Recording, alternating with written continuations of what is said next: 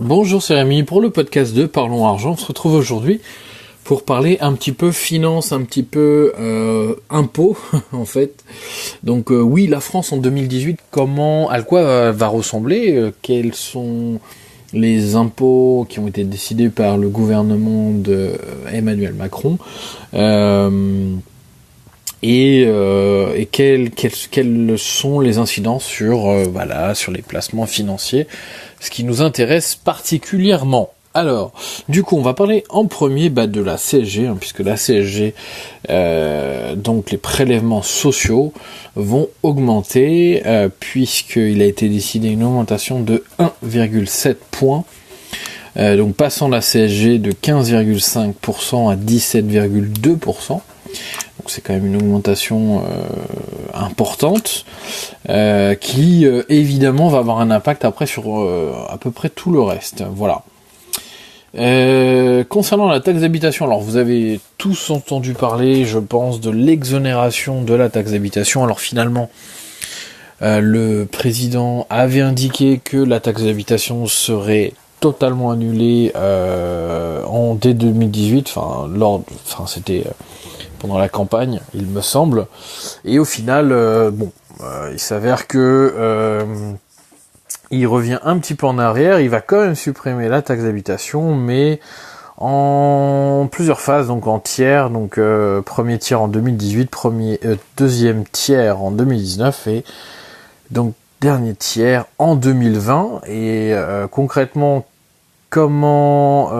qui peut en bénéficier, parce que c'est pas tout le monde, puisque ça représente 80% des foyers. Il faudra donc ne pas gagner plus de 27 000 euros à l'année. Il faudra pas gagner plus de 43 000 euros en couple et 49 000 euros si vous avez, si vous êtes en couple et que vous avez un enfant. Et à rajouter 6 000 euros en moins, du coup 6 000 euros en moins pour un enfant supplémentaire. Voilà. Donc du coup, ça représente effectivement une grande partie des foyers. Je pense que vous allez sûrement être dedans. Donc c'est plutôt intéressant. Ça fait une sacrée économie pour les foyers. Surtout qu'il y a, encore une fois, il y a des endroits où il faut avouer la taxe d'habitation est quand même assez chère et des fois, on se demande bien à quoi elle sert. Enfin bon, c'est pas le sujet de ce podcast. On continue en fait. Alors, je parlais de l'ISF, je sais pas si vous êtes concerné par l'ISF. En tout cas, si vous l'êtes, c'est génial. Je vous félicite parce que ça veut dire que vous avez réussi à gagner assez d'argent, en tout cas, même si l'ISF, honnêtement, c'est pas non plus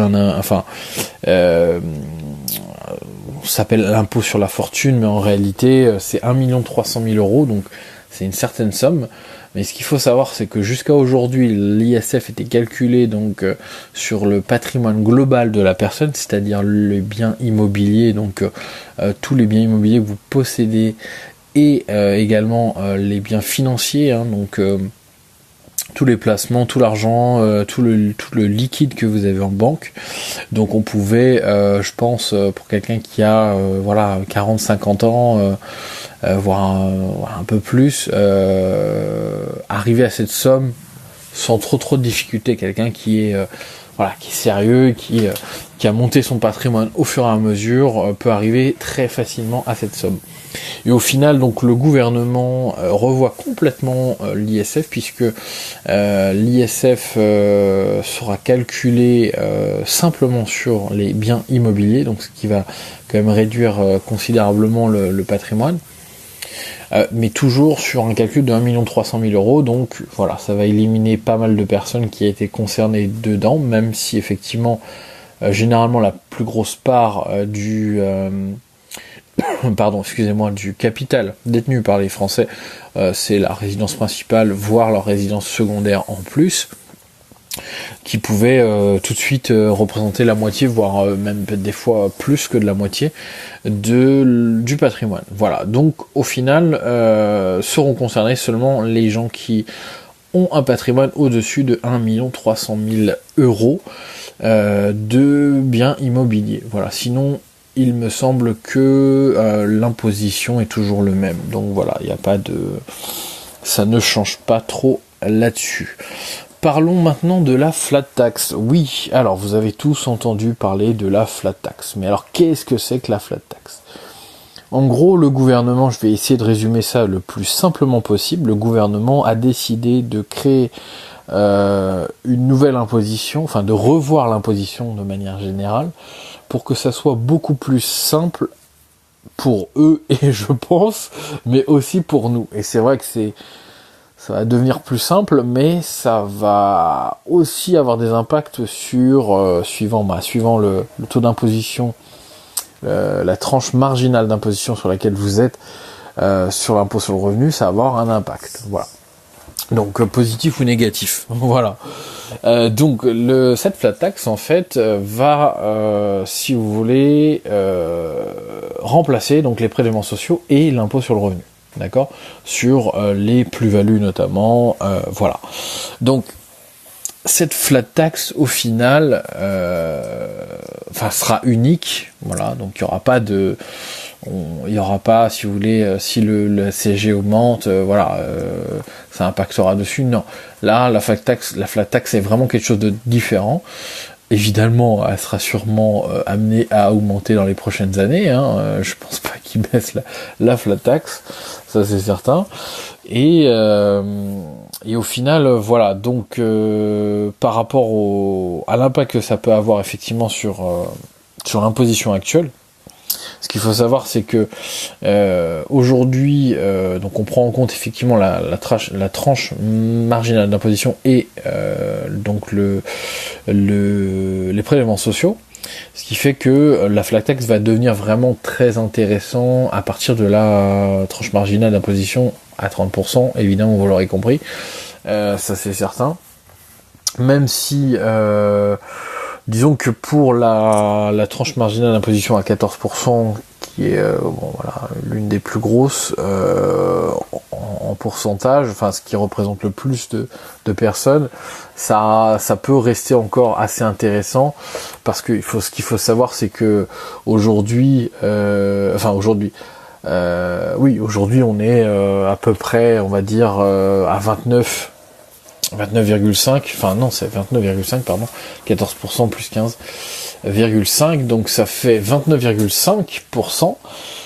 aujourd'hui, donc on passera à 30, donc une petite augmentation, mais vous avez la possibilité de rester sur l'ancien système, donc impôt sur le revenu plus prélèvements sociaux. Si vous restez sur l'ancien système, sur la tranche marginale à 14%, vous serez à 31,2%, donc ça sera supérieur. Et si vous voulez la flat tax, voilà, vous serez à 30%. Voilà. Après, si vous n'êtes pas imposé, si vous n'avez pas donc d'imposition, là, évidemment, ça sera plus intéressant de rester sur l'impôt sur le revenu plus les prélèvements sociaux, puisque là, vous allez payer simplement 17,2%, qui est en fait les prélèvements sociaux, qui, là, peu importe si vous payez des impôts ou pas, l'impôt sur le revenu, vous allez quand même payer les prélèvements sociaux. Voilà, ça c'est certain. Et ensuite, oui, voilà, 30%, évidemment, là, ça sera très intéressant, puisque aujourd'hui, quand vous êtes sur la tranche marginale à 30%, vous payez 45,5%. Si vous restez sur le système impôt sur le revenu, prélèvements sociaux, vous serez à 47,2%. Et si vous choisissez la flat tax, vous serez à 30%. Dans tous les cas, vous allez gagner, c'est sûr. Donc, je vous parle pas de 41% et 45%, la dernière tranche, où là, évidemment, on divise même par 2 le pourcentage, puisqu'on est autour des 60% d'imposition. Et vous allez passer de 60 à 30%, donc c'est génial, c'est incroyable, ça c'est clair. Donc le plus vite vous êtes à 30%, j'ai envie de dire, le mieux ça sera. Voilà, donc on a tous intérêt à devenir assez riche pour payer 30% d'impôt sur le revenu. Voilà. Qu'est-ce que je voulais vous dire d'autre par rapport à ça ? Je pense que c'est à peu près tout.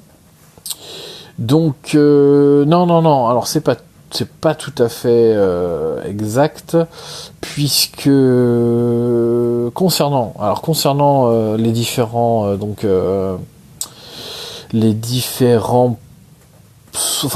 support d'investissement, on va dire, l'assurance vie notamment. Il y a des petites subtilités qui sont importantes à savoir. C'est que sur l'assurance vie, donc à partir du coup, depuis septembre, en réalité, depuis septembre, tout ce qui va être versé après, donc dès le mois d'octobre, grosso modo, tout ce qui a été versé après au mois d'octobre, je suis désolé, je suis un peu perdu, mais je me retrouve.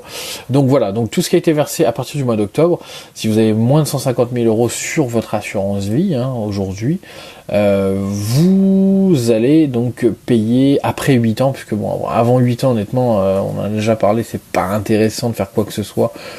Après 8 ans, donc vous êtes à 17,2%, puisque vous payez effectivement les prélèvements sociaux. Je vais y arriver, j'ai un peu de mal aujourd'hui, et au-delà de, vous savez, donc au-delà de 9200 euros, voilà, je vais y arriver, pour un couple, et 4600 euros pour un célibataire, de retrait par an après 8 ans, vous payez donc 17,2%, et au-delà de cette somme-là, donc 9200 et 4600, vous allez payer 24,7% d'imposition. Voilà. Si vous avez plus de 150 000 euros sur votre assurance vie, par contre là, et 300 000 euros pour un couple, donc c'est quand même un peu plus important, mais 150 000 euros si vous êtes tout seul, supérieur, voilà. Les gains issus de la partie versement inférieur à 150 000 euros, c'est la même fiscalité que celle des versements effectués en fait après donc le mois de septembre, enfin au mois d'octobre, avec en cours assurance vie inférieure à 150 000 euros. Voilà, ça bien comprend. Donc par contre, toutes les personnes qui avaient une assurance vie avant, qui ont versé de l'argent bien avant tout ça et dans les précédentes années, on reste en fait sur 17,2%, d'accord, avec 9200 euros pour un couple, 4600 euros pour un célibataire comme je le disais, et 24,7% au-delà. Donc là rien ne change. Par contre, si vous, je vous ai pas précisé pour les autres, mais si vous retirez de l'argent avant donc 4 ans, avant 8 ans pardon, on est à 32,2% entre 4 et 8 ans et 50,2% avant 4 ans. Voilà, je sais même pas pourquoi j'en parle parce que c'est tellement pas intéressant de faire ça. Celui qui retire de l'argent avant les 4 ans, avant les 8 ans, honnêtement, voilà, c'est pas du tout intéressant. Sinon, si vous avez donc ouvert votre assurance vie après le mois de septembre, donc dès octobre, vous avez avant 8 ans 30%, donc flat tax d'imposition. Et si pareil, en grosso modo pour si vous êtes supérieur à 150 000 euros quoi. Donc là-dessus pas trop de changements. Voilà. Qu'est-ce que je voulais vous dire d'autre? Donc il n'y aura pas de prélèvement à la source. Donc là, voilà, pas de prélèvement à la source. Cette année, c'est reporté d'un an en tout cas. C'est pas sûr que l'année prochaine on soit encore amené à le reporter. On verra. Mais en tout cas, cette année, ça devait être appliqué à partir du 1er janvier de 2018. Et au final, voilà, le gouvernement a préféré ne pas aller au bout aujourd'hui parce que il considère que finalement, les services de l'État ne sont pas prêts, que les entreprises ne sont pas prêts, que ça demande tellement de modifications dans le fonctionnement que vaut mieux prendre vraiment son temps pour que ça soit fait correctement dans les règles de l'art, plutôt que on s'aperçoive qu'il y a des failles et que que ça se passe mal et que les Français soient pas contents, et ce qui est normal puisque ça touche à leurs revenus et c'est tout à fait normal puisque ça va être quand même un changement considérable. À partir du moment où vous allez avoir votre imposition qui va être prélevée à la source, il va y avoir ça va changer et non entre guillemets pour ceux qui payent déjà mensuellement, mais voilà, disons que pour ceux qui payent pas mensuellement, qui profitaient justement d'utiliser pendant 12 mois l'argent, pendant 11 mois l'argent pour le faire fructifier, voilà, c'est sûr que ça aura un impact. Après voilà, je pense que la majorité des gens payent mensuellement, bon, en tout cas voilà, une grosse majorité. Donc moi ça me concerne pas encore aujourd'hui, donc peut-être que ça vous concerne, mais en tout cas c'est sûr que ça aura quand même un impact pour certaines personnes. Mais en tout cas ça n'a pas été, ça sera pas encore pour cette fois-ci, pour 2018, donc c'est plutôt très très très très bien. Fiscalité après donc de tout ce qui va être dividende, donc là pareil on est toujours flat tax, encore une fois, n'oubliez pas, on a toujours cette flat tax qui va s'appliquer, donc toujours lié à la tranche marginale d'imposition de revenus. Aujourd'hui, si vous êtes à 14, vous payez 23,2, voilà. Si vous restez sur le système impôts et prélèvements sociaux, vous serez à 24,6, donc ça va augmenter, forcément. Donc aucun intérêt de prendre la flat tax, d'accord. Si vous êtes à 15,5, si vous ne payez pas d'impôts aujourd'hui, vous payez aujourd'hui 15,5, puisque vous payez les prélèvements sociaux. Et si vous restez sur le système impôts sur le revenu, prélèvements sociaux, ce sera 17,2. Flat tax 30% toujours, donc là on paye aucun intérêt de prendre la flat tax, donc ça devient intéressant évidemment à partir de 30% encore une fois. Donc là-dessus je vous conseille vivement de prendre effectivement la flat tax à partir de 30%, puisque là vous gagnez littéralement de l'argent. En tout cas vous en payez un peu moins. Voilà. Je pense qu'on a fait le tour. Je suis en train de vérifier. Dans les notes que j'ai préparées juste avant. Mais c'est à peu près tout. Donc concrètement, ce qui change vraiment, c'est si vous êtes au-delà de 30% de taux marginal d'imposition, vous allez payer moins d'impôts. Ça c'est certain sur vos placements. Si vous êtes en dessous, vous allez en payer plus. Là c'est indéniable.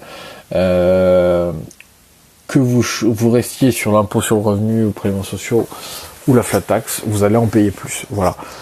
C'est léger dans certains cas, dans d'autres c'est un petit peu plus supérieur, mais bon voilà, malheureusement c'est comme ça. Après je pense que voilà, que le gouvernement expliquait que effectivement c'est une sorte d'équilibre entre effectivement les cadeaux qui sont faits d'un côté et ce qu'on nous prend de l'autre, pour rééquilibrer un peu la façon dont l'argent est prélevé. Mais bon, au final, je pense qu'on va sûrement payer un petit peu plus d'impôts, ou en tout cas ne pas en payer moins, ça c'est sûr. Dans la majorité des cas, ça, c'est certain. Voilà, alors c'était un peu rébarbatif, je sais, c'est un épisode un peu où je vous donne l'info brute comme ça, comme je la sens. On fera peut-être des cas particuliers sur...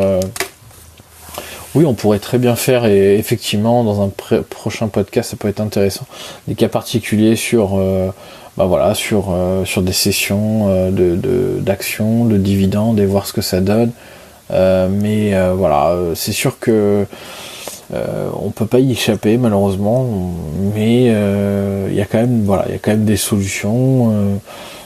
Comment bien répartir son patrimoine, ça c'est important, je l'ai toujours dit, ne pas mettre non plus tout son argent au même endroit dans un seul et même produit d'investissement. et le répartir de manière plus équilibrée, suivant son objectif aussi, son âge. Ça c'est très important. Voilà, je vous laisse, je vous dis à demain de toute façon pour le prochain podcast. Si tu as aimé le podcast de toute façon, n'hésite pas à m'envoyer un petit mail si tu as des questions, voilà, notamment. Et si tu as aimé le podcast, alors le mail, je te donne le mail, je suis un peu perdu, je suis désolé. Je vais y arriver à terminer. Donc le mail c'est podcastparlonsargent tout attaché, podcastparlonsargent tout attaché @gmail.com. Et tu peux donc laisser un petit commentaire sur Apple Podcast avec 5 étoiles, ça permettra à d'autres gens de nous découvrir et c'est génial. Sinon, voilà, sur les autres plateformes SoundCloud et YouTube également, ça permettra, voilà, à d'autres personnes de nous découvrir. Et puis, ça me fait toujours plaisir parce que, voilà, j'essaie de vous apporter le plus d'infos possible sur l'actualité économique, financière, et puis sur sur l'investissement de manière générale. Voilà. Je vous remercie de m'avoir écouté jusqu'au bout et je vous dis à demain. Salut.